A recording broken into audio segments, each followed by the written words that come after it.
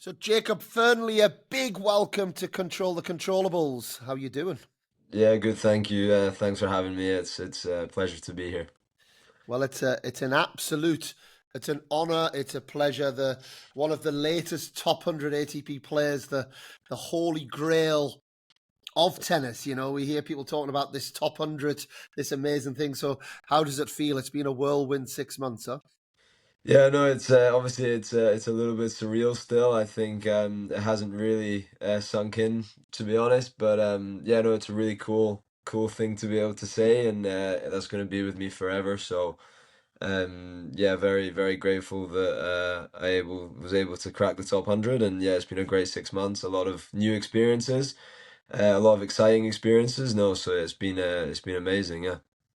And I often talk, because I've got a tennis academy in Spain and had it for 15 years. Not that I'm comparing that to being an ATP top 100 player, but I often say one of the biggest attributes that I've had over the years is naivety, because I almost didn't know what to expect. I just kind of did it. How much would you attribute the last few months to you being a bit naive and almost just fresh and not overthinking and just kind of doing it? Yeah, I definitely think obviously coming out of college in May, there's no pressure on me. No one's expecting anything from me. So I definitely think that kind of coming out of the gates, being a name that no one's really heard of, and to have no points to defend or anything like that, it obviously sets you up to do well. I think I wouldn't put it all down to naivety. I think there's a little bit more that goes into it, but I definitely think that is, yeah, what you're saying is definitely correct. And I think if this time next year, I'm still in the same position after having to defend all the points that I've just gathered this in this stretch, then yeah, it'll be difficult to do, and then there'll be pressures that come associated with that for sure. I'm not sure we can call 27-1 win-loss record in Challengers naivety. Yeah, Just for clarity. maybe 5 matches, but yeah, 27 is quite a lot. Yeah, And we're gonna get into a few things, Jacob. But I think it's, yeah, I had the pleasure of watching you as a wee boy, up in Scotland. You yeah. obviously you've always been a good player. You've always Hmm. been around at all the age groups. You always had, as I think a lot of the Scots over the years have had, skill and good shot Hmm. selections and an ability to do things. But my starting point is: are we calling you English because you were born in England? Yeah, Are we calling you Scottish? Or are we calling you British? it's a good question. I'm British. I think considering the fact that I was born in England, my dad's English, but I was raised in Scotland, so I definitely Scotland has more of a soft spot for me. But I think I'm British. But yeah, I don't know. In the States, when people ask me, I always said I was Scottish because I feel like over there they don't really know the difference. They think England's a different country, Scotland's a different country, but I think here I'm definitely British. So you're going to make the same mistake Andy Murray made all those years ago when asked, "Do you want England to win in the World Cup?" And he Yeah. turns around and says, "I want anybody to win but England." Are you as patriotic as Andy Murray was as that, or do you have a little bit, Um, because of the family, a little bit of a yeah. softer side for England? I think I definitely have a little bit of a softer side. I think the way that I framed it in the World Cup and in the Euros is that I want Scotland to win, but then as soon as they go out, which they undoubtedly will very early on, then I want England to win. But if England and Scotland are in the same, say they're both in the semi-final, I want Scotland to win. But then if Scotland go out, then I want England to win.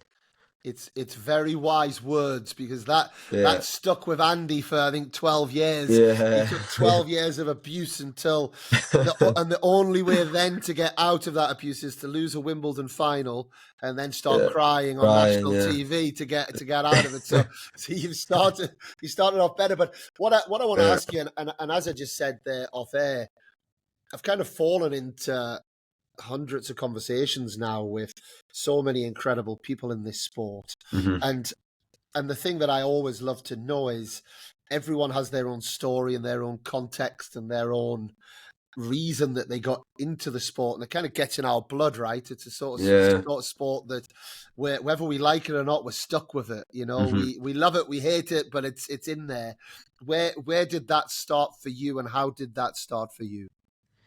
Yeah, I mean, I feel like it happens a lot with players. My grandparents played tennis growing up, and they had a like a big kind of back garden, and I would set up a net in that back garden, and my granddad would trim the grass very short. And then since I was maybe about 3, 4 years old, I used to go out in the grass with my grandparents, with my mum, and I would just play tennis. And that's kind of where it started for me, and that's where I just love playing tennis. And I it's difficult to remember, but even from ages like 10, 11, when I actually started to play tennis at clubs or like on a proper tennis court, I still have memories of playing with my grandparents and playing with my mum on that court or that court outside my granddad's house.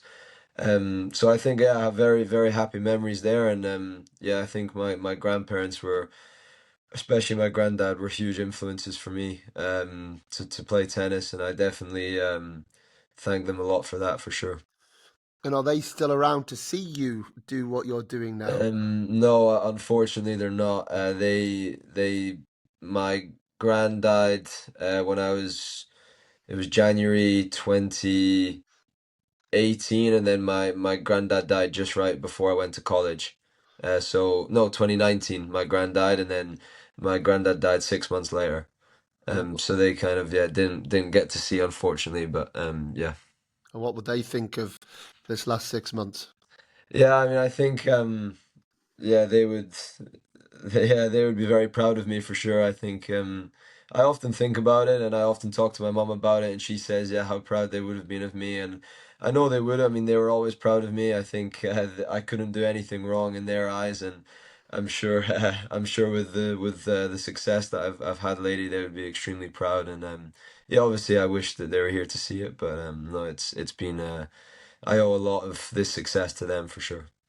And that's where the grass court specialism started, huh? Well, it's funny you say that. People have said that to me, but I do think that like my timing and general timing of the ball has helped because of those early years playing on a 100%. court that was obviously had pretty bad bounces. It wasn't a regulation court, but I think I was terrible on grass. Like 2 years ago, I went to Cromer and played like a little grass court British tour or progress tour event, and I was really bad, like awful. And then it was actually after that that I was like, I need a break from tennis for a few weeks. Like, I'm playing so bad. I mean, my confidence is so low.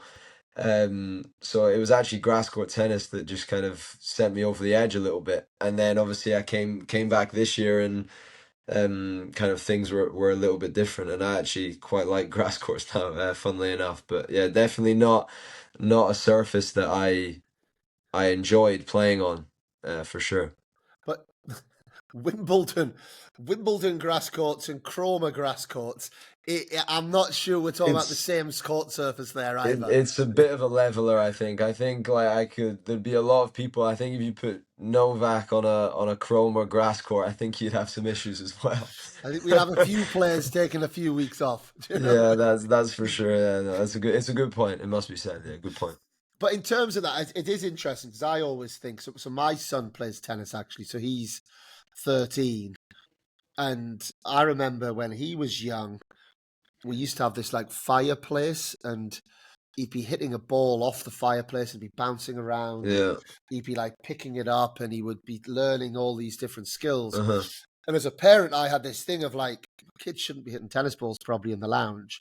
You Yeah. know, he's going to break something. Yeah. However, as a skill acquisition piece, I Yeah. know that this is going to be great for him. And, you know, in Yeah. terms of how he plays tennis, he is really quite good at picking those little shots and, you know, being Yeah. able to just find an angle or pick one off the ground or, you know, pick a Yeah. little half volley up. So that skill acquisition does happen at a young age. Yeah.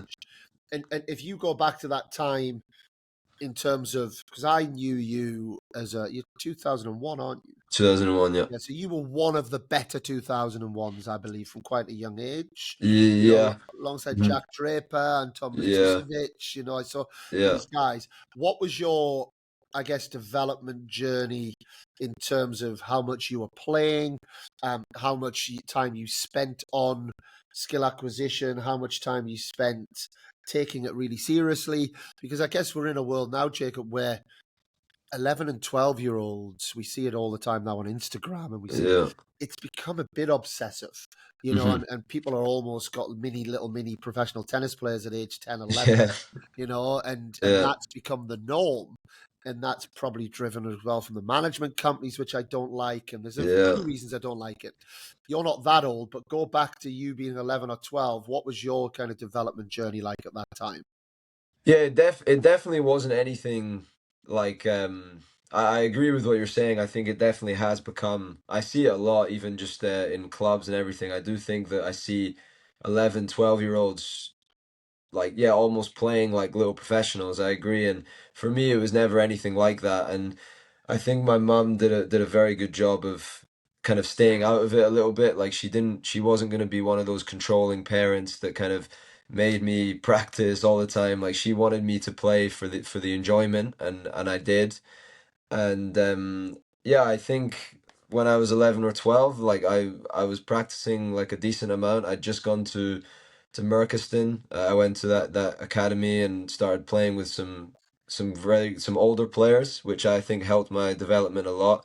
And I think that was something that if I didn't have the opportunity to play with bigger and stronger players from an early age, I think my development wouldn't have been as fast. And also, I got coached by Marcel, which who was a very good coach, world class coach, and I was very fortunate throughout my kind of 11 to 18 years to have very good coaches and very good players to play against. And it was also a little bit different because physically I was quite small. I don't know if you remember I compared do, to yeah. like the Antons, the Drapers, like they Yeah. were always a little bit stronger than me, a little bit bigger than me. So that was also taken into consideration that maybe my journey wouldn't be as kind of like a sharp incline as those guys would be. And from about 14, 15, I started even talking about college then. So Yeah. I wasn't necessarily preparing to play professional as soon as I left school. I was almost preparing to play professional like I am now, which was a little bit later on in my career. And I think that was an important kind of mindset thing for my parents, for Mm. myself, and also very important for my development because I knew that I had time at the end of after I finished high school to develop, to physically develop, mentally develop. And yeah, that's something that I think kind of from 11, 12 through to where I am now is kind of what I've done.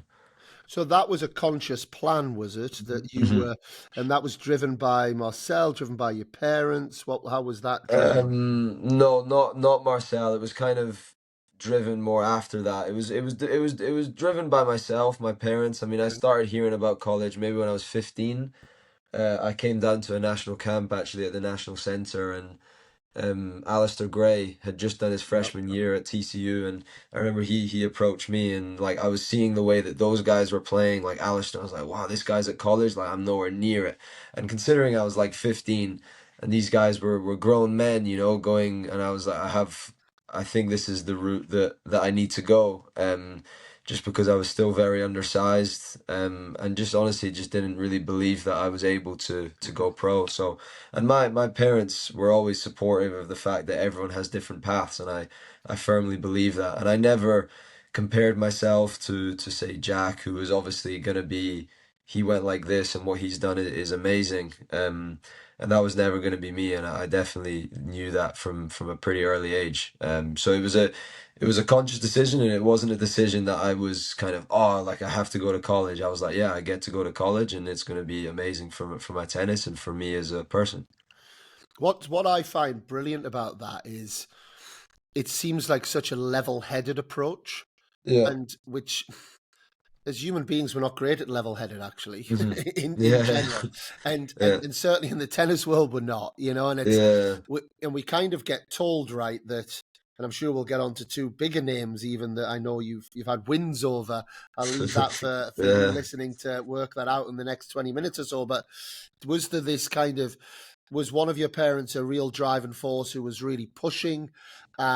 Did you have anyone in your world that was really pushing? Because the impression I get from, and what I love about your story, and what I've been so excited about this conversation today, and why I'm so excited for people to listen to this as well, is it's felt from afar that your journey's been, dare I say, somewhat normal. And like in the tennis world, that doesn't quite Yeah, fit the narrative that we've been given over the last 10 or 20 years. So, yeah. what was somebody really driving it, or was it just a case of steady away, head switched on, and see where it takes you? Yeah. I mean, obviously, I had people that believed in me. My mum always believed in me, and my coaches. Like I got coached by Marcel from 11 to 14, 15, and then David Brewer David from Brewer, that's 15 right. to 18. And those guys were always obviously pushing me on the court to get Yeah, better, and obviously that was still obviously the main goal. But yeah, I it was almost like there was kind of the expectation that like I'm on a different path. I'm gonna go to college, and that's gonna be my path. And that was never something that I was forced into. No one was ever like, no, that's not the right path for you. Everyone was kind of pushing me towards that path, and the way I saw it, the way my parents saw it, was that it was 100% the right thing to do. So I think in terms of maybe what we're seeing now, I think yeah, it probably was a fairly normal. On the surface of it, it was a fairly normal kind of yeah, rise, I guess. I think it was obviously everyone has bumps in the road. It's never easy, but I think for in terms of the decision to go to Merchiston, then the decision to go to yeah. college, and then the transition to professional, yeah, it was all pretty normal, and yeah, I think it was the best kind of. It's all kind of worked out the way that myself, my coaches, my parents planned it. And the I guess the one of the normality pieces of this, which is hard for tennis parents, for tennis players, for Hmm. coaches, is the combination of academics as well. Yeah, So 100%. they seem to, Merchiston is a school in Edinburgh that is obviously strongly linked to Craig Lockhart, Hmm. where you're playing your tennis, and then US College, which we'll get onto in a minute. You're doing your degree, and you're living some form of normality as well. Yeah, What's your message to people out there that say it's difficult or you can't combine the two? yeah. How were you able to combine the two? And then Yeah, I mean, I think the way I was able to do it, I mean, Merchiston was it made it very easy for me. I mean, all the teachers, all the professors, they knew my situation, and they knew, and I think it also helped the fact that I went to a tennis academy that was also built into a normal school, which meant that I could kind of separate the tennis with the social life with friends outside of tennis, and I think that's something that not a lot of the kind of juniors kind of have is to go to a normal school that also has world class coaches, world class tennis like players there at the school. So I think I was very fortunate to do that, and I also think that there's there's plenty of time for tennis, especially when you're younger. And I think school is extremely important. And I think when you're like 11, 12, 13, I think school is it's extremely important. And I think if you have to sacrifice a session because, hey, I have this assignment due the next day, I think you do the assignment. There's no rush to say, oh, I have to practice, I have to do this. And that was something that I always did, was that school at that age is a priority, and tennis, when I get the chance to play it, it's like I try my best, and I play it to the best of my ability. So I think Merchiston helped me a lot with it, just with the way that the school was structured. So yeah, I was very fortunate enough for that. when did you believe, like truly believe, Hmm. that you were going to be a professional tennis player who makes it, I guess? And obviously, this is early in your career still. Yeah. You've got a lot that you're going to go on and do. I have no doubt. But at what point, at what age did you believe that you could and almost would, and how strong were your doubts on that growing up? Yeah, they were huge. I mean, I was never a person that. was very kind of arrogant, that had a lot of kind of self-belief that I could do it. But I had a lot of people around me who were telling me that I was a good tennis player, and I always kind of had those voices in the back of my head. And I actually only think it was recently, maybe even a couple years ago in my senior year of college, that I started to notice like big improvements in my tennis and big improvements in my mindset. And that was when I was like, hey, like I think that I have the ability to do something special. And when I won my first futures last year in Edgbaston, and I won it fairly comfortably, and I think, and then I went on to play a very good season in college, and we won a national title. And I think all of those experiences and everything that I've experienced in my college career specifically, I think has set me up to play on the tour and to do well. Obviously, I didn't think I would do as well as quickly, but I think leaving college, I was in a very good place mentally to hit the ground running. And I definitely believed that I could do something on the tour for sure. And if I take you to your junior career, Hmm. it's that number 27 again. That was your highest ranking. Yeah, I think so. You got Yeah. that's it's my lucky number. My birthday, Oh, really? 27. So Oh, nice. 27 thinks it always sticks out to me. Yeah. 27 was your highest junior ranking.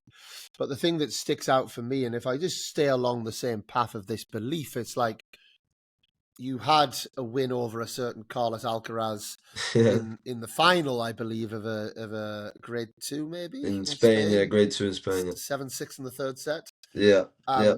You also had a win over a certain Yannik Sinner. Yeah. Um, when you see those guys go on to do what they've done, I guess that's can go two ways, right? It can either I think most of us in the tennis world who have played to a decent level have got our wins that we kind of Hmm. share with people around the pub. You know, Yeah. I've got a few, but Yeah. they happen to be like a 13-year-old Leighton Hewitt, or Uh-huh. they Yeah. happen to be a 16, 17-year-old Andy Murray on a doubles court, not on a singles court. Yeah. When you're beating these sort of players in finals of high grade junior events, they're a bit more legit than that kind of under 13 win, you know. Yeah. So when you see them do well, is that something that installs belief in you because you're like, well, I know that I can hang with these guys?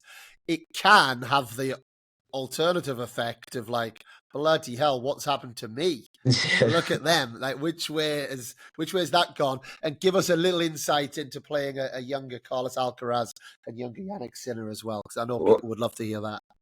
yeah, I mean, I think firstly I'll talk about the Alcaraz match, and I think he was obviously still a couple years younger than me. So when I played him, I was maybe 17 and he was probably only 15.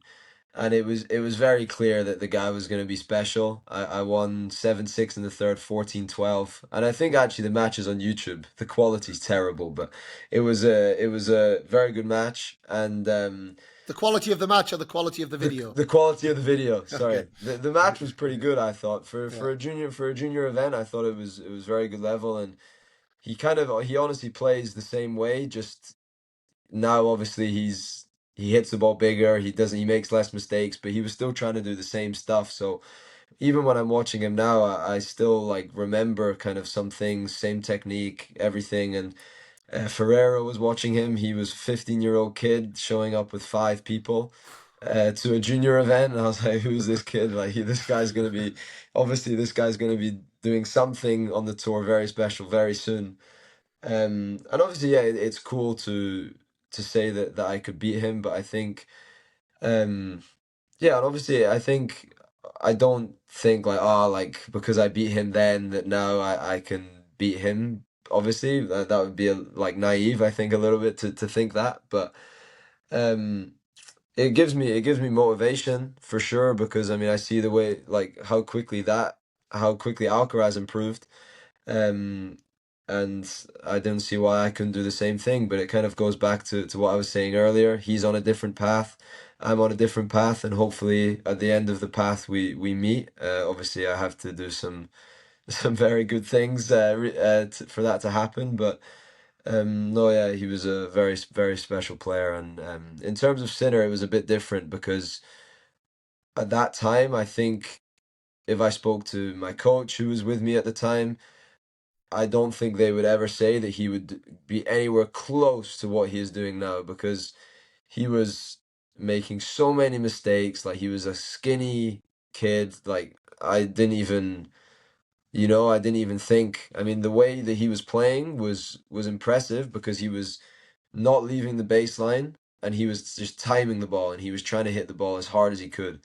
And I kind of like felt that if he just kind of thought about it and maybe took a step back and started controlling the ball a little bit, then he could Which he be, now does. which he now does. It's funny that, isn't it? That he obviously had someone good in his life that was telling him the right things, and obviously the way he plays now is very similar. Just he reins it in a little bit and knows when to take the ball early, and when to hit the ball hard. So it's really funny seeing kind of a guy that I'm like, okay, I know he's going to be a very good tennis player, and playing a guy who I was like, I'm not sure how he's going to do. And both of them have again had different paths, and both are the best in the world by a pretty long shot, to be honest. Well, Yannick Sinner, and forgive me if you've heard me saying this before on the podcast, because we have discussed this a few times, but Yannick Sinner, I believe, was 150 at his highest junior ranking. Hmm.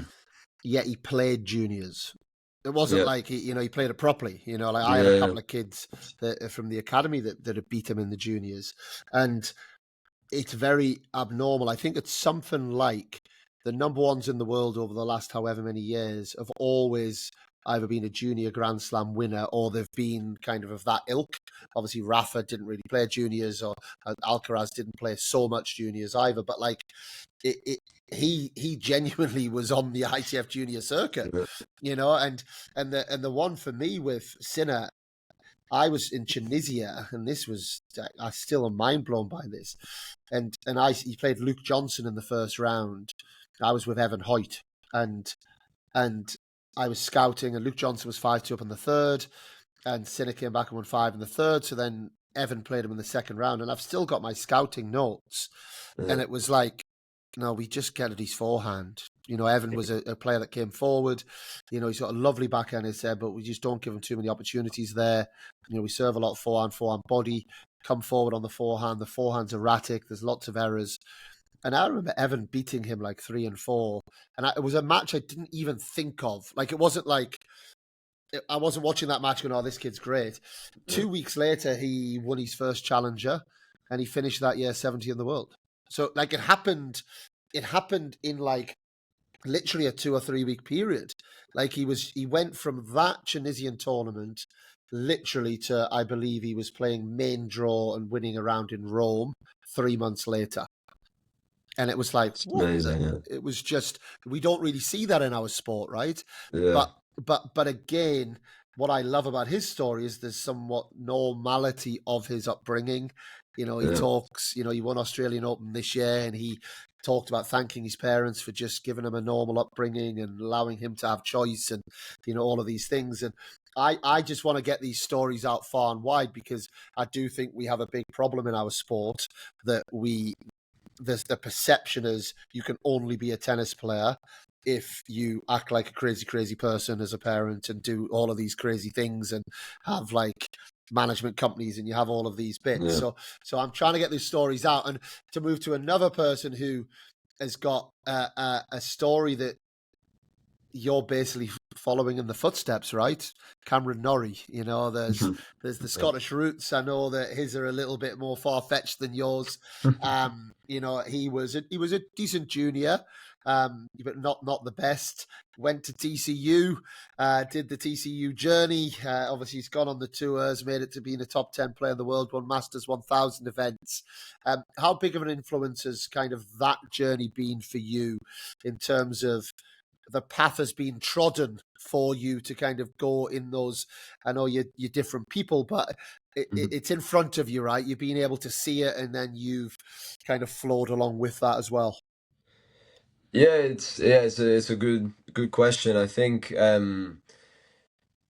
remember when I was kind of in my college recruitment process, I think I had better scholarships to go to different schools. Okay. And it was funny that every person I asked was saying, no, if you get the opportunity to go to TCU, you go to TCU. And then I was thinking, like, when I'm going, I'm seeing Cam Norrie, who went for 2.5 years. He was a good junior, and then he leaves, and then he's top 100 in the world. And I was like, that says a lot to me about the coaches, the program. And I was like, okay, I want to go to that school, and I want to follow in the footsteps of Cameron Norrie. I think that was undoubtedly what I wanted to do, and it made it very clear to me. I mean, if you go to TCU, like, they're gonna do the best that they can to produce top professional tennis players. And I was seeing Cam, and that was, yeah, I agree, that was kind of what I was trying to follow in the footsteps of. And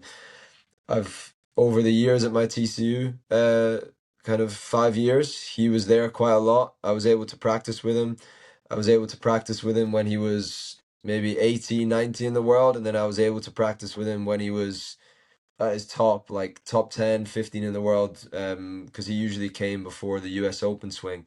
So to have those experiences going from as a freshman coming into college, I mean, it's to me, it's unheard of playing against top 100 guys in college. So his kind of impact has been huge for me. And also, I just played Stockholm where he was playing, so it's kind of surreal to be almost playing in the same tournament as him. And it is a little bit weird that kind of our kind of paths have been pretty similar in the sense that we've gone from TCU, and then now we're playing on the tour. And hopefully I can get up to where he is soon. But no, he's definitely been a huge influence for me. And correct me if I'm wrong, but you also travel with a coach who was a teammate from Hmm. TCU, Yeah. and we've had Faku on the and Cam both on the podcast actually. Cam's a big Newcastle United fan like myself, so Yeah. Cam's one of my favourites. But that's a similarity as well, with that. But Yeah. what's the secret sauce? What's the TCU secret sauce? What's um, yeah, I mean, I think Devin Bowen. I was very close with Devin Bowen, and he's the best coach that I've ever had, and that I think I ever could have. Obviously, the coach I have now in Juan is extremely good. I don't want to say anything bad about him, but Devin has a little bit more experience, and Devin's obviously spent a lot of time with me. And he was like, obviously, my first 3 years at college, I wasn't playing my best tennis, and he still believed in me. He put a lot of work into my tennis, and been one of the biggest role models I have in my tennis, and I have that because I went to TCU. And I think all the teammates I had, they were always my best friends, and I loved every single one of them. And now I have Juan, who was my teammate for 2 years. And I think the reason that we've kind of done so well so far is because we were very good friends before college.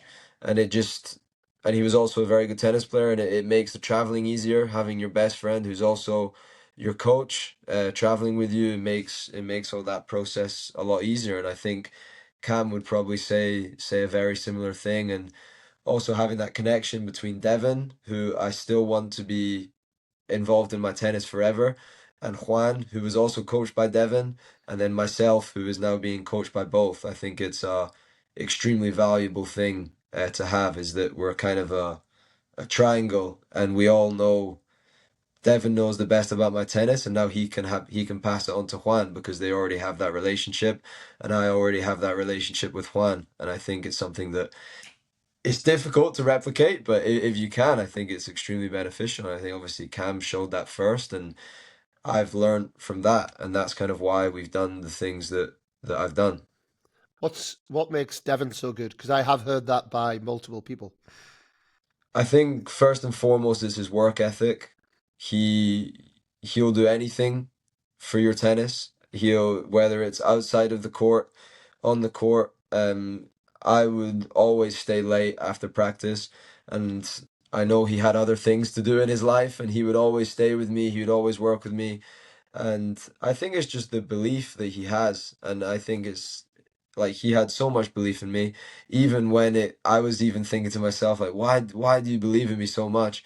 And I think what he did for me was massive, and I think just the care that he has for all the people he works with, and I think one of the philosophies that he had was that he actually cares a lot more about what you go on to do after college. So it's not, I think a lot of college coaches, they just want you to be the best you can for those 4 years, whereas Devin sees the bigger picture and he's like, in the 4 years I have with you, I'm gonna make you the best person and I'm gonna make you the best player that you can possibly be when you leave college. And that's exactly what he's done with me, and he saw it as a process with a player like myself. And yeah, I owe a lot to Devin for sure.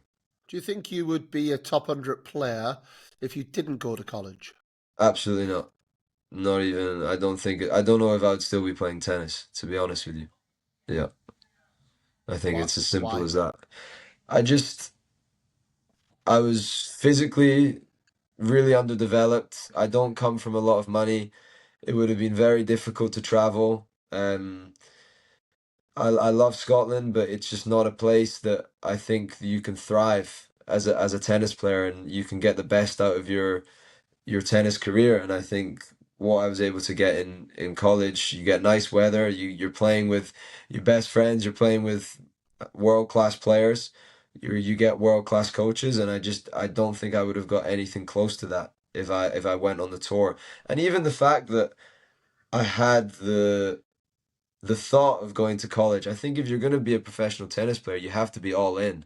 And I just wasn't at that point in my life. I just wasn't all in, and um, I think that's why I wouldn't have been able to be on the tour. I mean, I think I would have tried. I would have tried my best, but I needed time to mature and I needed time to develop.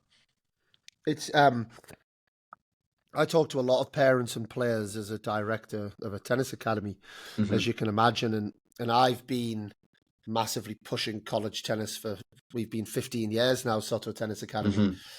Hmm. It's become more trendy in the last five, For sure. but genuinely, we go back to any conversation I've ever had with parents that it's always been, and the reason that I've pushed it so much is I call 18 to 22 the black hole of tennis. It's the it's the time that people are just launching themselves in from all angles.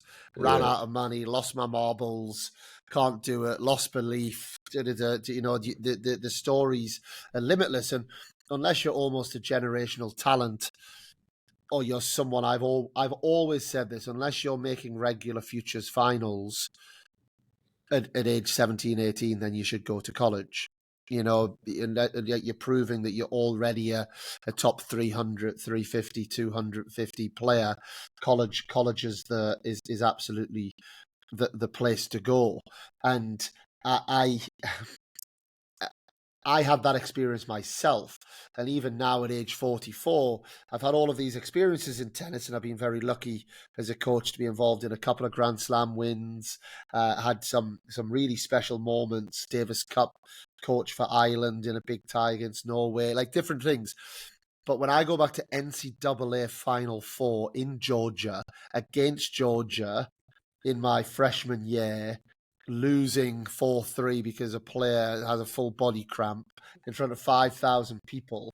And that whole run and that kind of fraternity of doing that with the team and everything you go through, I would still probably have that as my number one tennis experience. You've won the NCAAs with your fraternity, with your team, with your people. Do you think that feeling can ever be beat in your career? Um, no, firstly, it's still one of my biggest college regrets that I wasn't able to play Georgia away. I've seen the way that they Incredible. get people to their matches, and when Jack Pennington Jones came, he saw that and he was like, we have to get that tie sorted, and we never did, but still, I know exactly what you mean. I've seen videos, and that would Amazing. be Yeah. insane.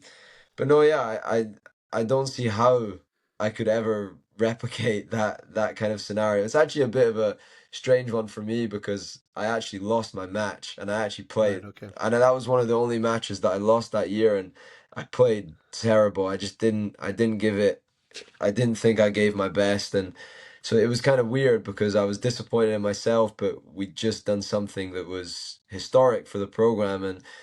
But like I soon moved past that, and I soon saw kind of how much it meant to Rhodey, how much it meant to Devon. Like I think that was the most emotion that I've ever seen out of both of them. Yep. And from what it meant to the Fort Worth community, the TCU community, something that we'd done, and it'd been in the works for a long time. I Long mean, time.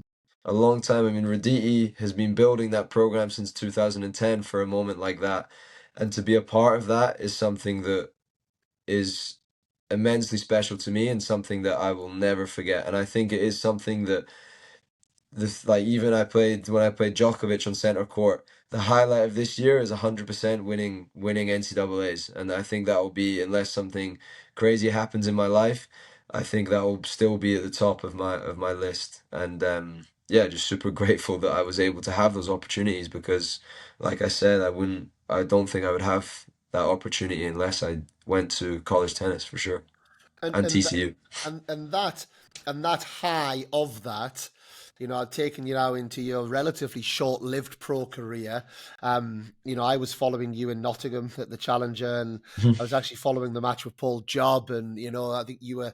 And I actually thought that was quite special from afar because I was like, didn't you have loads of match points and then lose the second set? Yeah, I think I had maybe 11, maybe 7 There or you go. 11. It was one of those numbers, yeah. And that for me, I was like, wow, that's impressive. Like, Yeah. from that, I really did that. Like, really, like, stood out for me. But on the back of the energy and everything you got from the NCAA's, how much did that help you? I guess start your pro career with a bang.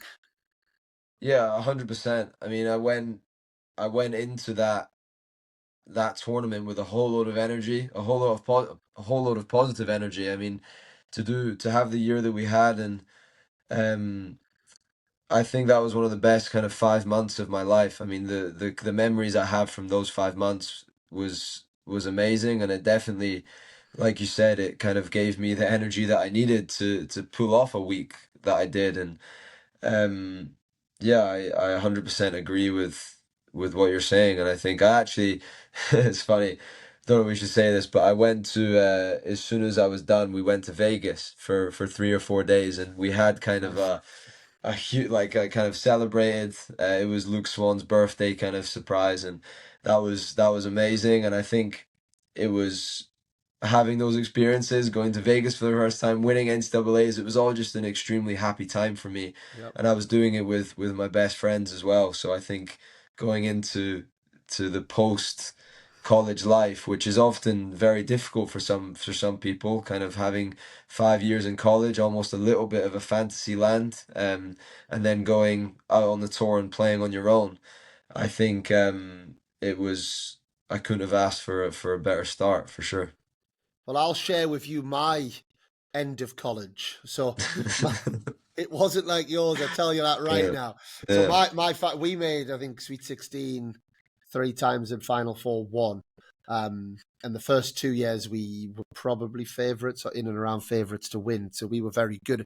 I was LSU, and Okay. then NCAA's we lost last 16 in a Sweet 16 in a match I felt we shouldn't have lost. I then played a guy Armadelic in NCAA singles.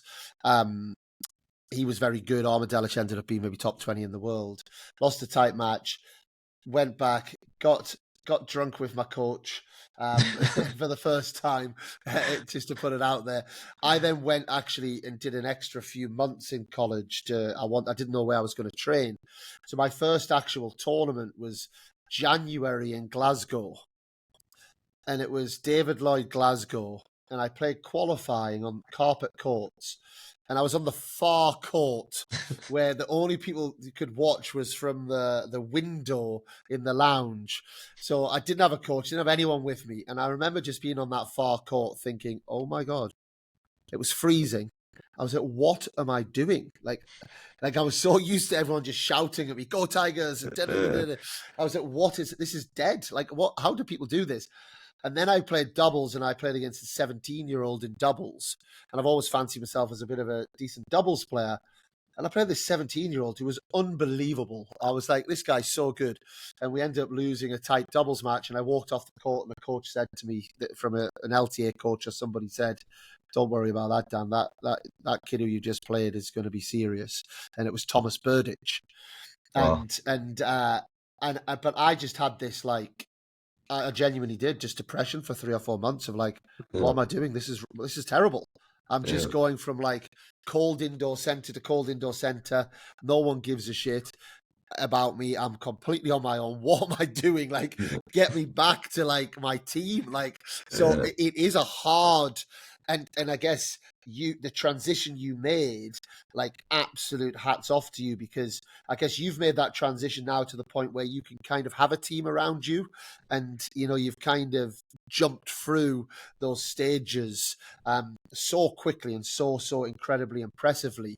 And hopefully, touch wood, your body's all good, and you now go and just ride the rest of your career out now. Yeah, yeah, no, it was definitely something that I was extremely nervous about. Was kind of the transition, like you said, didn't know where you were going to train. That was something that I had reservations about as well. A coach, I didn't know if I was going to be able to afford a coach, and luckily I was getting some help from the LTA, and I was able to now train at the LTA at the NTC. So those things were huge for me, and yeah. So now obviously, like, I have a great coach in Juan.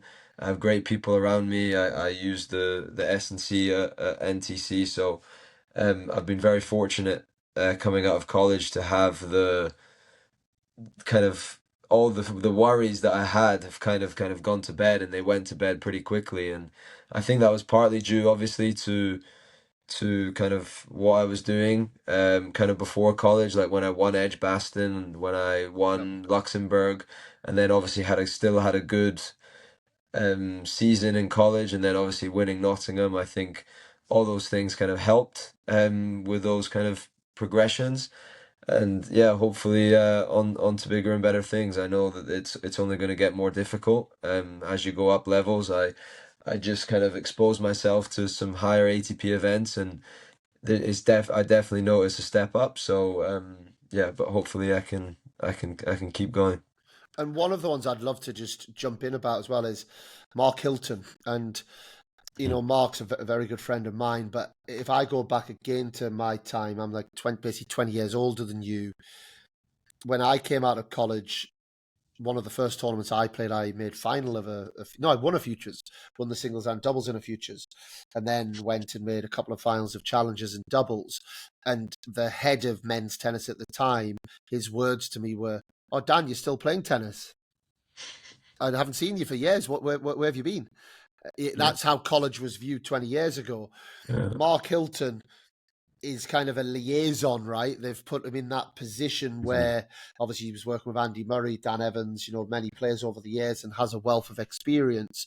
But it feels like British tennis has done a really good job with the connection now between US college and them, in terms of then how players then have this kind of stepping stone back into the pro tour, options, support, communication with the coaches. It feels like it's all much more connected than it once was. And I'm sure Mark, I know Mark's been with you for yeah. various weeks, and he's a great person to have in your corner as well. But just give us a little bit of insight into how that's worked over the last couple of years in terms of the support from afar.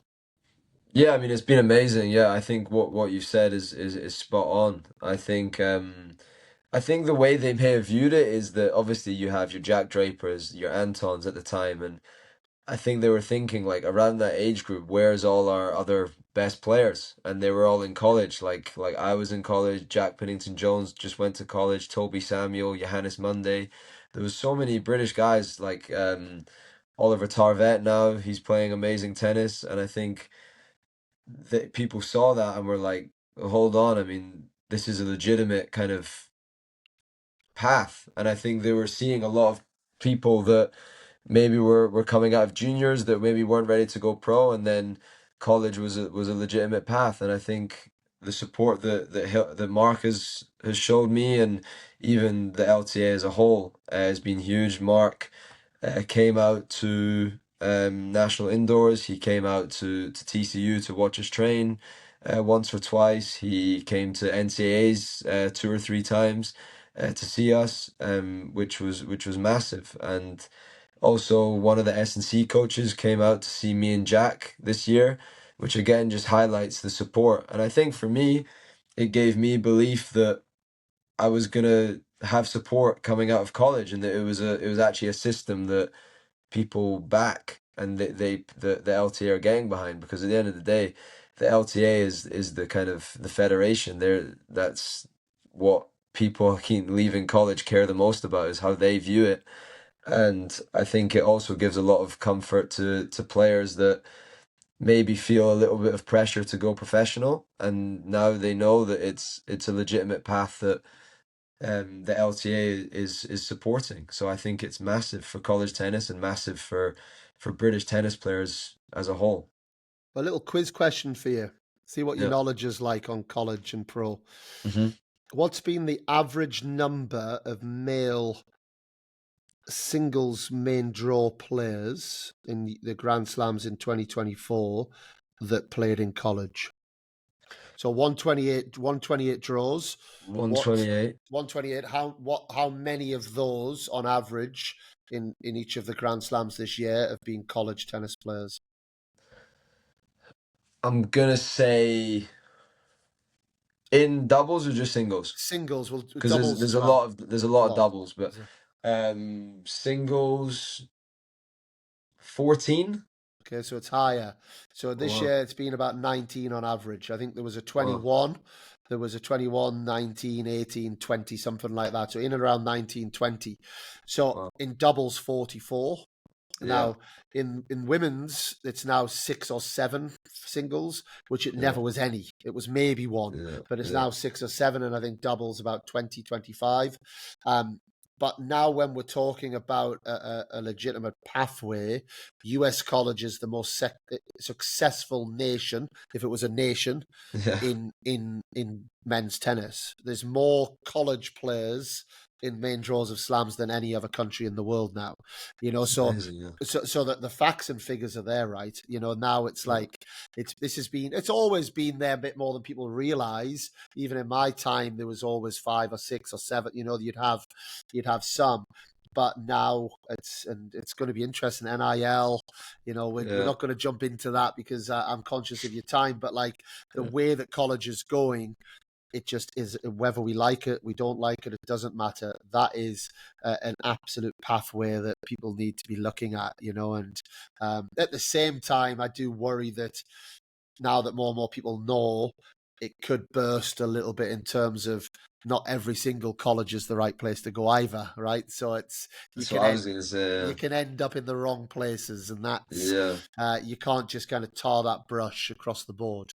Yeah. Yeah, no, I agree. That's something that I've kind of spoken about, and I think, like, for me, TCU is always the best place. And I think to a lot of players, TCU will be the best place for them to go because of what they offer, their track record in producing professional tennis players, and yeah, just kind of the place in general. But I think now you're with the NIL and all that stuff, schools are offering kids like close to like $100,000. Like, how are you gonna tell uh a kid like, no, you don't accept this $100,000 because you're gonna go to a different school that maybe be better for you, but it's still $100,000. I mean, you can't turn that down.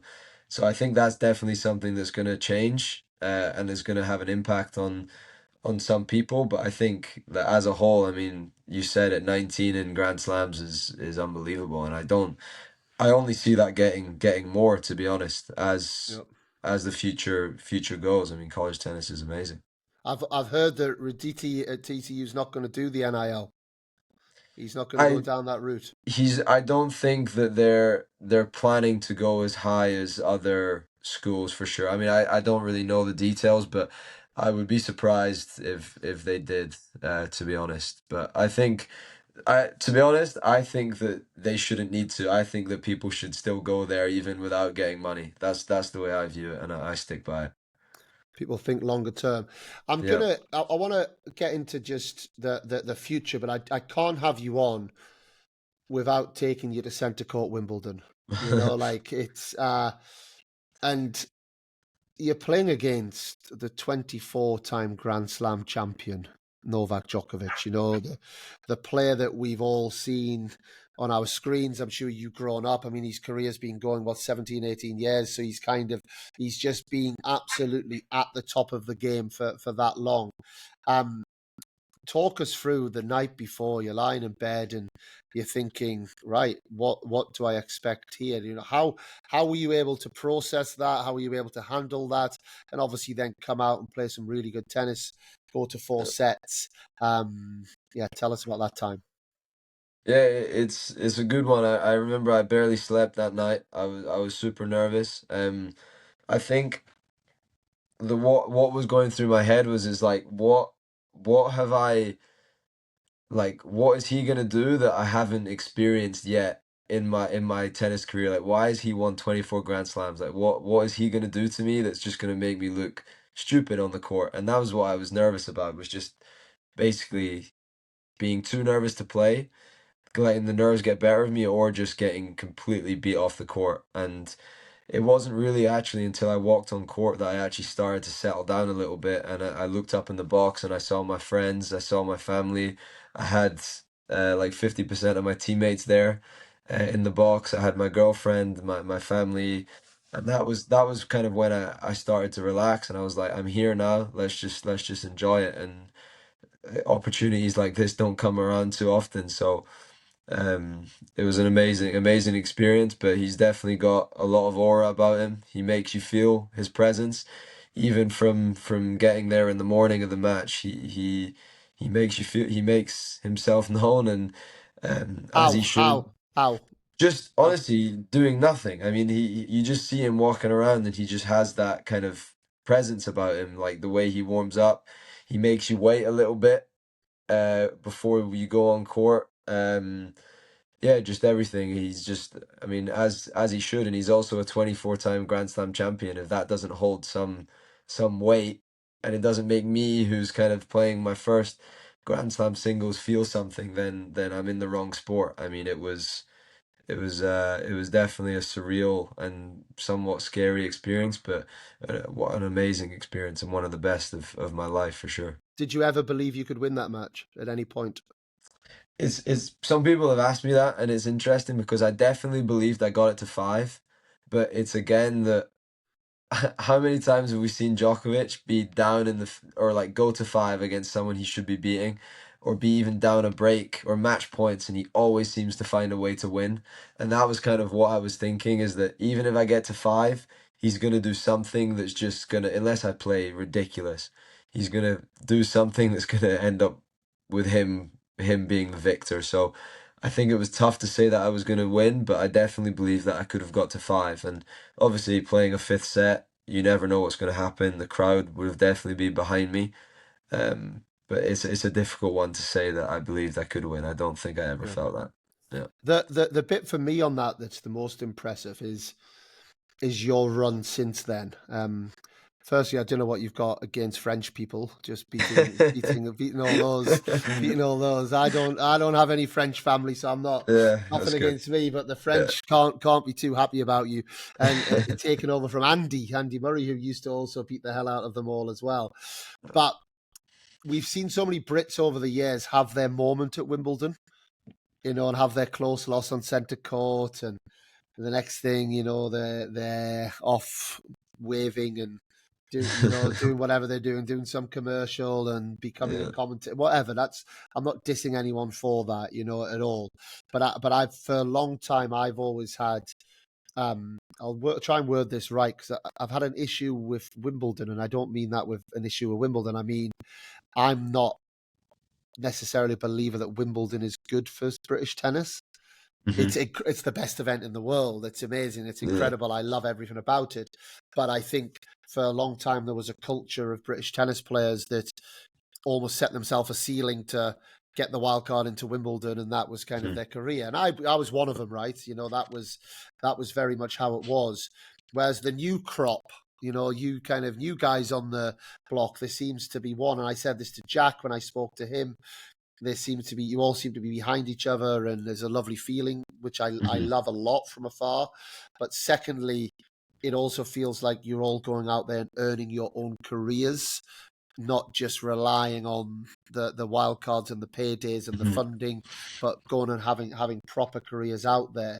So how were you able to, I guess, use that as then the engine room to then push you into what for me is the more even more impressive last few months, and Yeah. not get stuck in that kind of mentality of, oh wow, I've had this incredible experience, let's live off that for a bit, type of Yeah. subconsciously.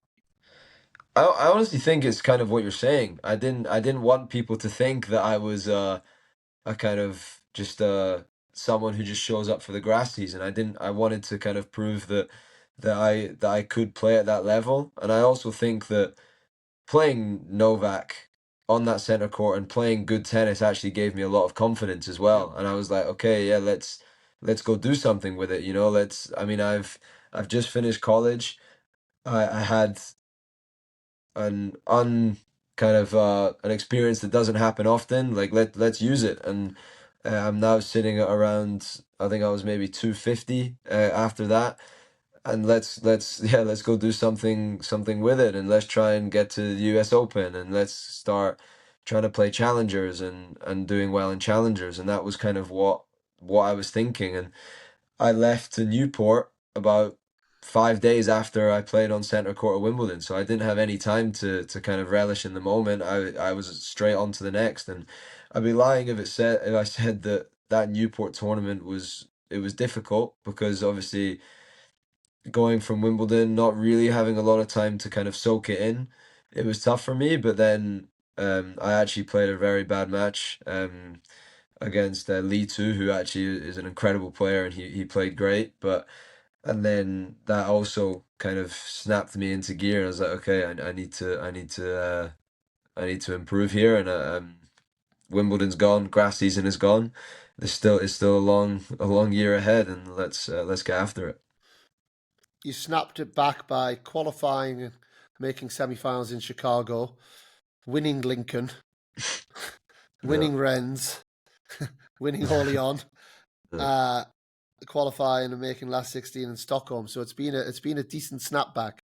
Yeah, yeah, no, yeah, yeah. Now that you say it, yeah, it's been cool.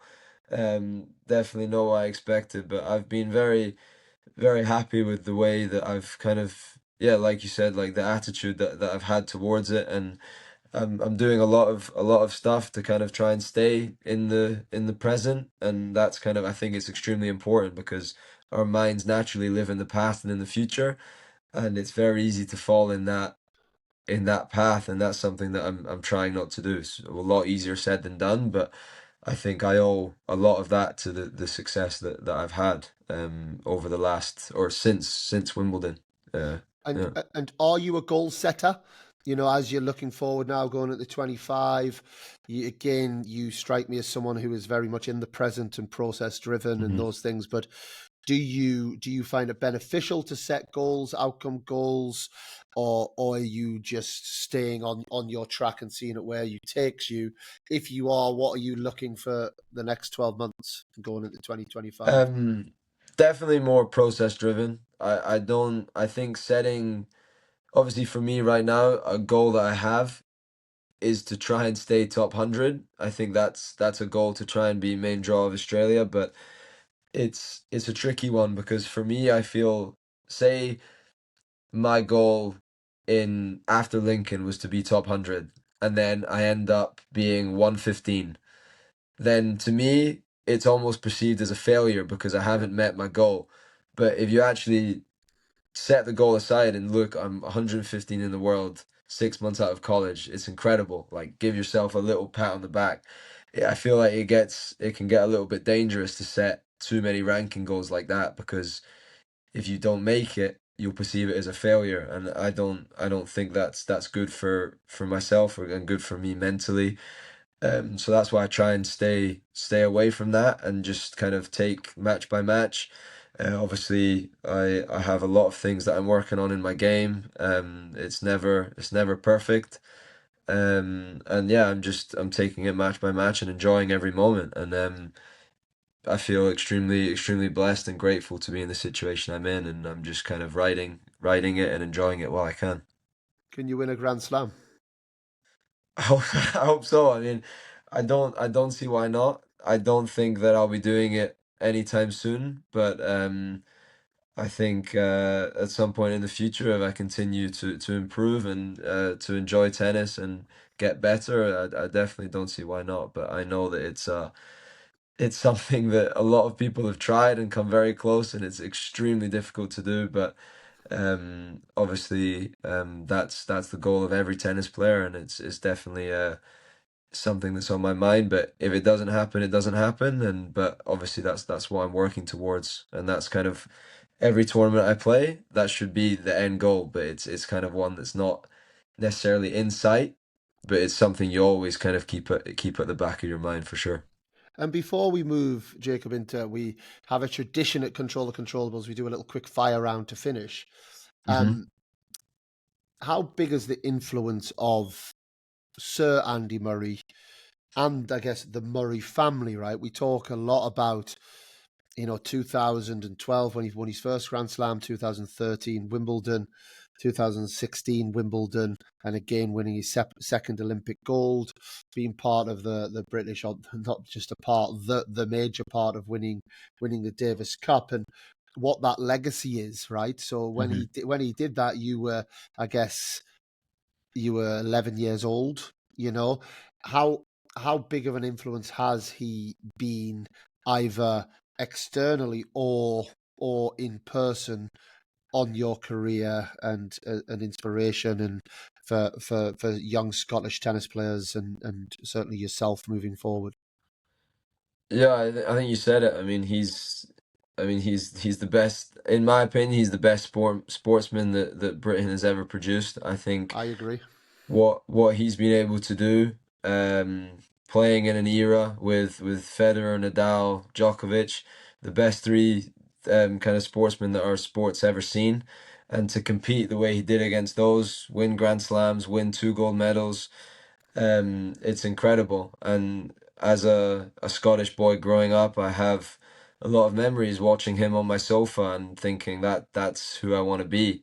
And obviously, as I've grown up, I've figured out that it's what he's done is extremely difficult, and what he's been able to achieve is amazing. And it's definitely motivation for me. I think as a guy from, I think he was from Dunblane in Scotland. I mean, it's and to achieve what he's done on the world stage in a one of the most difficult sports is amazing, and it gives me, and it should give all kind of Scottish and British people growing up a huge amount of motivation and belief, and I guess we should all be thankful that we were able to watch him and learn from him throughout his career. And do you have a personal relationship with Andy?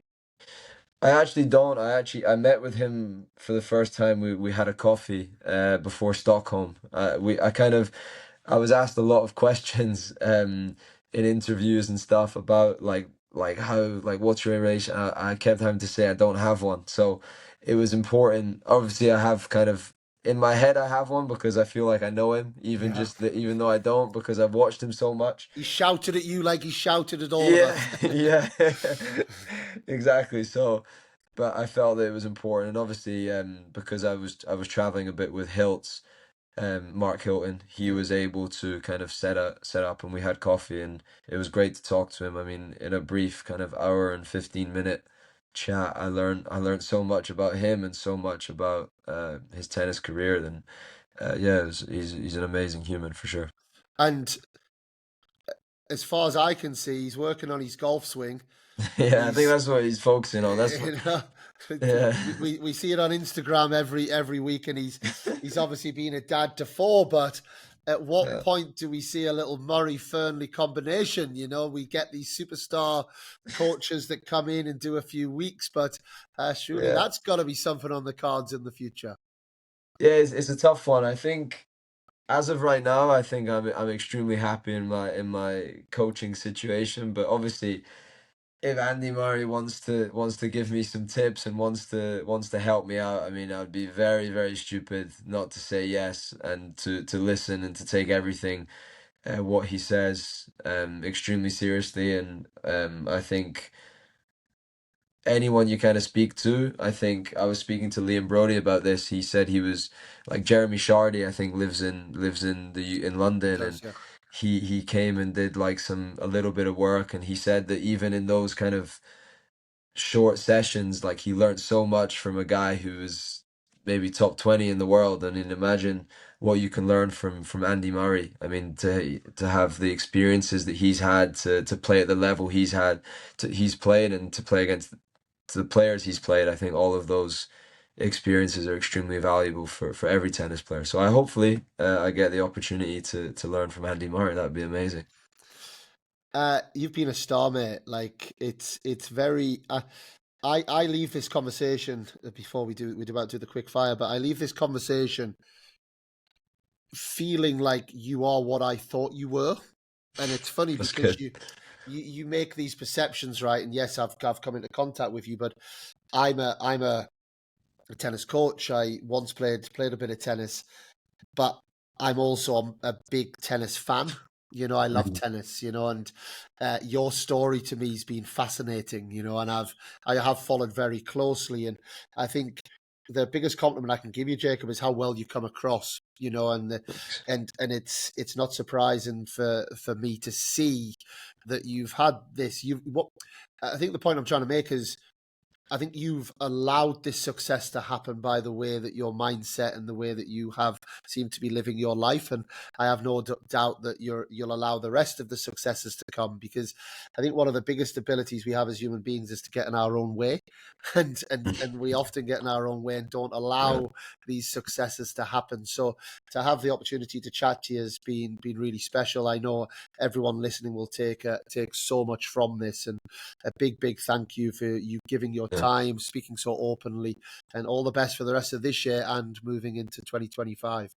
Thank you very much. That means a lot. So yeah, I really appreciate it, and thanks for having me for sure. We've actually put on Instagram today a couple of questions. So Mhm. we've had a few people. We want to give people a chance. I know people have been asking for a while for yourself and Billy Harris.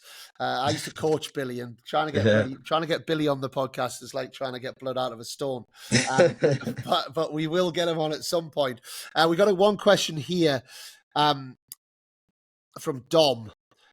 Dom Iannotti, who I'm sure you'll know Dom from Scotland, but what was the transition like going from training at Merchiston to college tennis?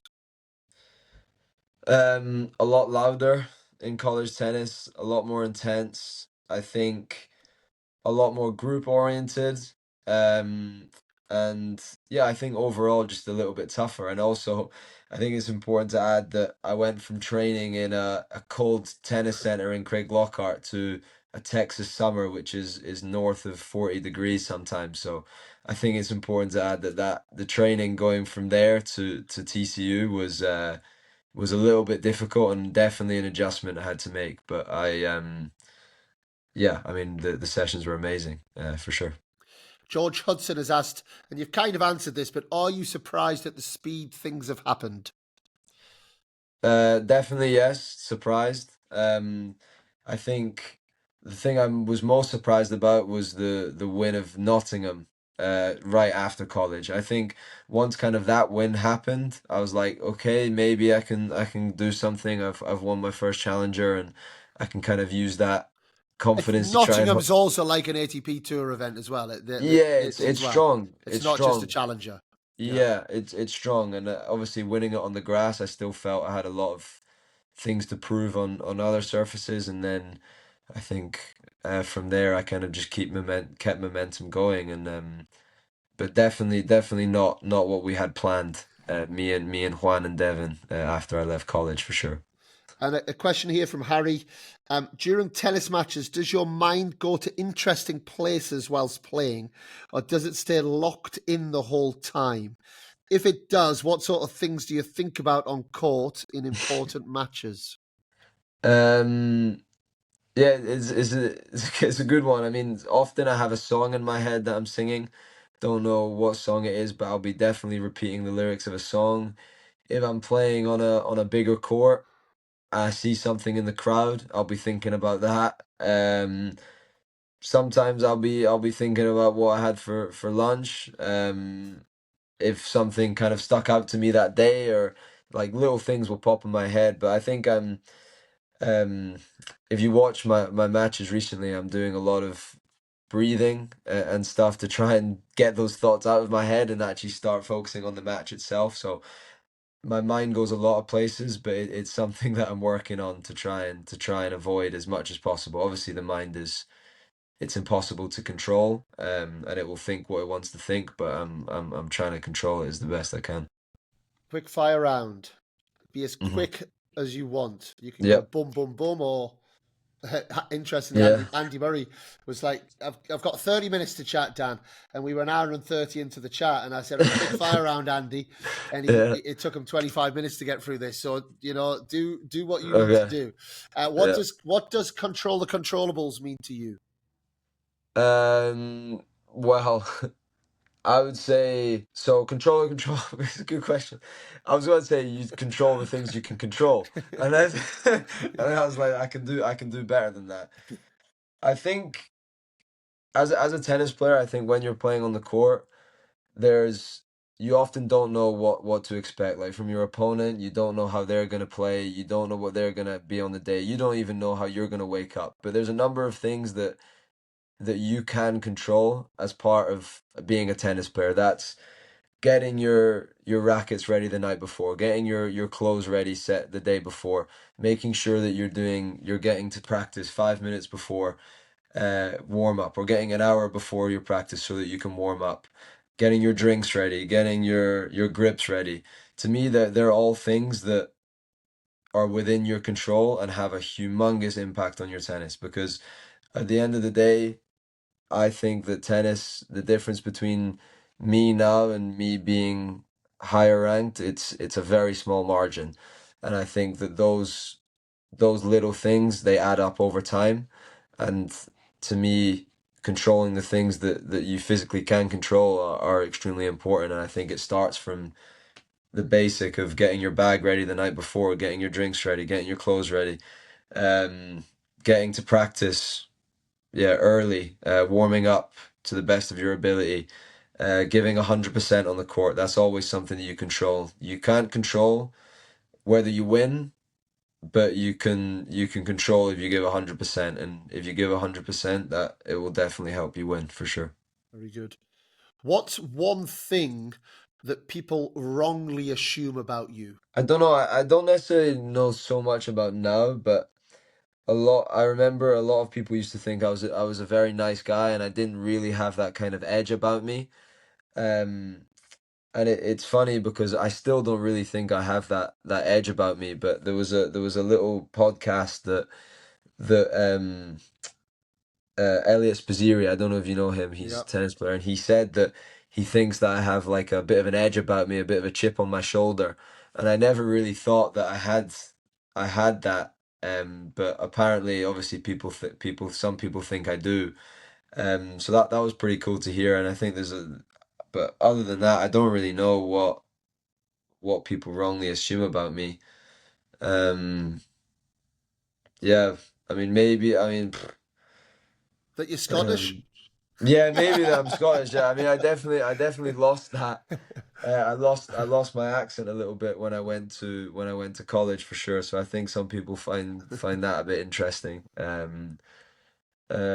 Maybe some people think I'm scary with my beard. I don't know. Maybe that's something. Yeah, I don't know. Yeah. And if you could redo or replay, so you either get to redo it, so start from scratch, or you get Hmm. to replay a moment in your career so far, what would it be? So I get to redo, Or replay, so you could relive a moment, or you or could redo a moment that you felt didn't go as you wanted to have another chance at it. yeah, I mentioned it earlier. I'd like to redo my match at NCAAs. if only it meant that, yeah, I would relive that, because either way, I think we should have won. But I would like to replay that match. Okay. Um, What would you because do yeah, different? a lot of things. I went up a break in the second, and I would have been more on it. I was a set and a break up, and I would have played more percentage. And then I also wouldn't have let the third set go too far away from me.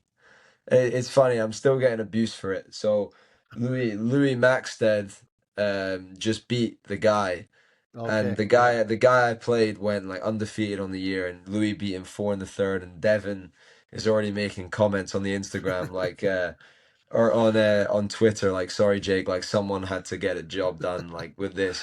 It just happened today as well, so I definitely would like to replay that, so that the We've hit a so that I can nerve. We've say, hit a nerve with today yeah, as well. exactly. Yeah, you hit a nerve. I don't think I was talking to some of my teammates about how I should reply, but I don't want to nibble, so I'm just gonna leave it. You've done it on Yeah, the podcast. That's good. yeah, exactly. Yeah, Roger or Rafa?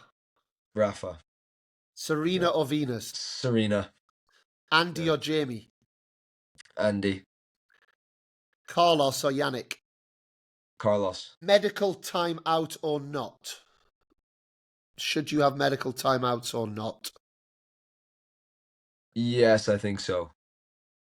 Mm.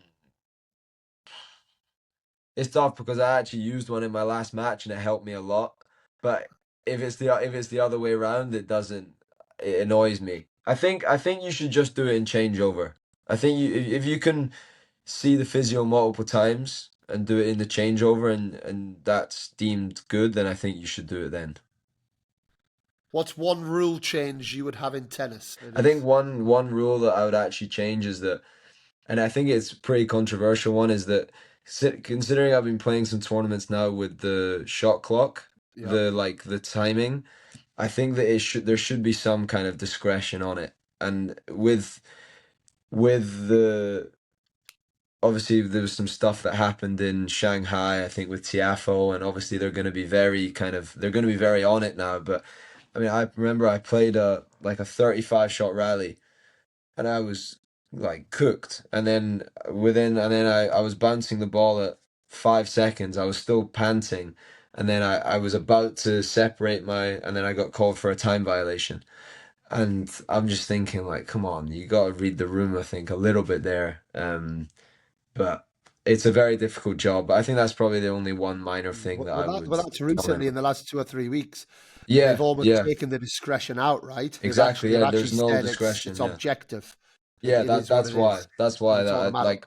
because I've only really been exposed to that since it's Yeah. been actually in play, and I think that's something that obviously there was a reason for it, but it was tough for me. I still haven't really got used to all that stuff yet, to be honest. Yeah, well, I think there's been a change that many, certainly on the men's side, haven't been very happy about. Yeah, There's yeah. there's a lot of people talking about it. The last question, and um, the last question is something we always ask, and have asked for the last 150 episodes.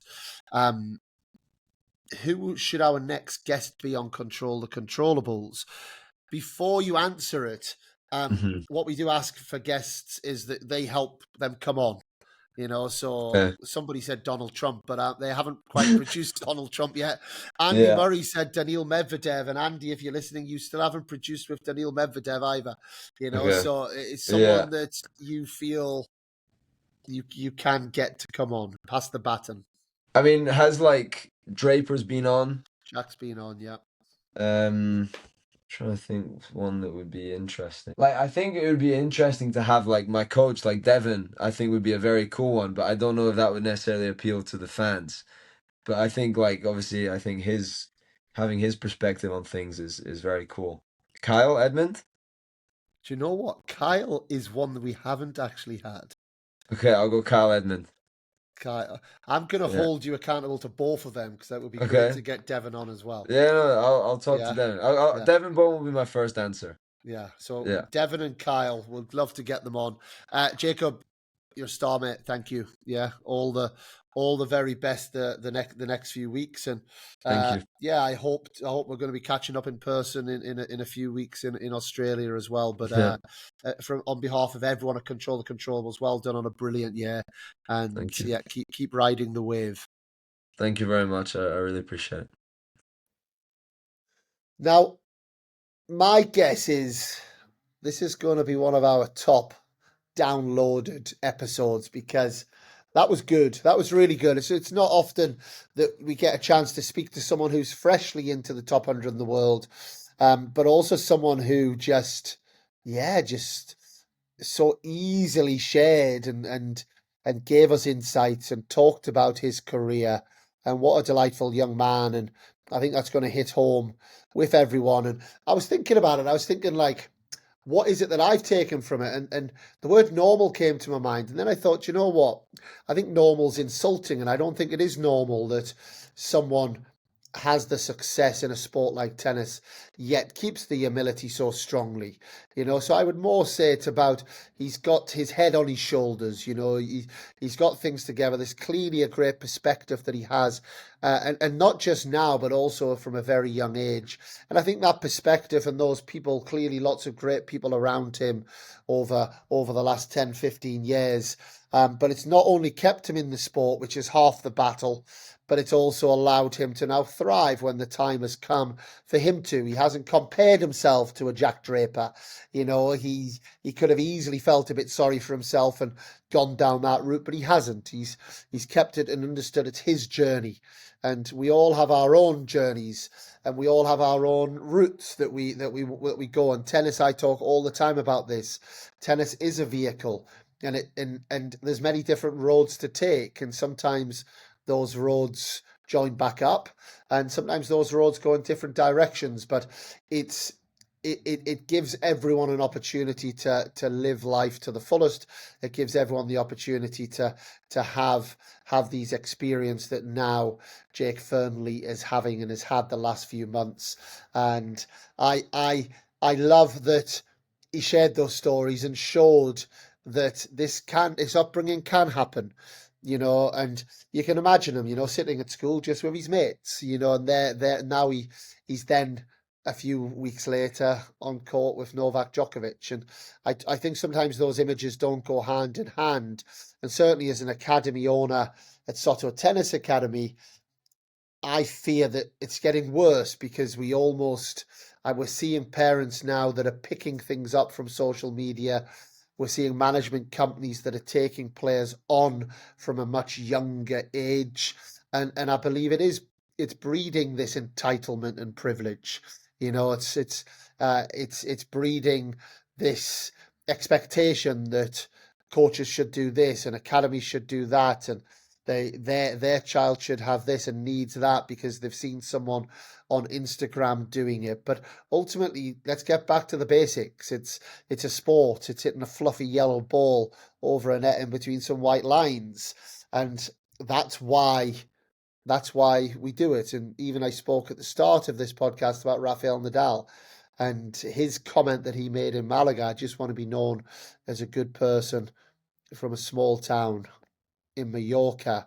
And that took me back actually to this Notting Hill, one of my favourite movies, where Hugh Grant is saying the same thing to Julia Roberts. I'm just a boy.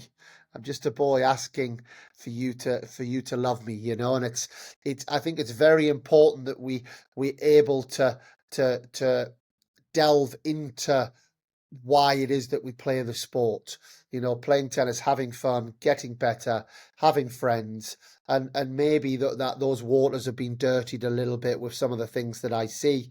A little bit contrived, a little bit comparison fueled, which can lead to disillusioned and entitled parents and players. And having a conversation with someone like Jake kind of brings that back to me that no, there is hope. We are on the right line. It's like when Yannik Sinner, and I know people will have their thoughts on Yannik Sinner, but when Yannik Sinner won the Australian Open this year, he talked about and thanked his parents for allowing him to just develop at his own speed, to not putting too much pressure on him. And I think these stories we've got to get out far and wide because if we cast our net over the sport of tennis, it'll be a better place if we all understand. And I had this conversation with Gabby Dabrowski and Aaron Routliffe when we were in Saudi Arabia a couple of weeks ago. We're all part of a team in this industry. We're all in the same industry and we're all in the same sport. And if we take the WTA Tour and the ATP Tour, they're teams ultimately, and everyone needs everybody. It's like it's like a traveling circus in lots of ways. But we all need each other, and I think we all need to remember that we are all on the same team. And without that, and without us progressing the sport, then we're not going to have a sport for all of us to be able to play or have opportunities within the sport. So that's what I took loud and clear. I maybe getting a little bit deep into the meaning of all of that, but certainly Jake Fearnley, I think you've done a fantastic job. Everyone around him has as well. I wish you all the very best for 2025, the rest of your career. Thank you for being a role model. Please, coaches, parents, share this with your sons, your daughters. I think this is a great story to hear. I really do, and certainly I'll be sharing this with our children as well. All the very best to everybody. We will be back. We have, as ever, we've got guests that are lined up on their way over the next couple of weeks. We'll be releasing a couple more episodes, so look out for that. Get in touch with us. We love hearing from you. But until next time, I'm Dan Kiernan, and we are Control the Controllables.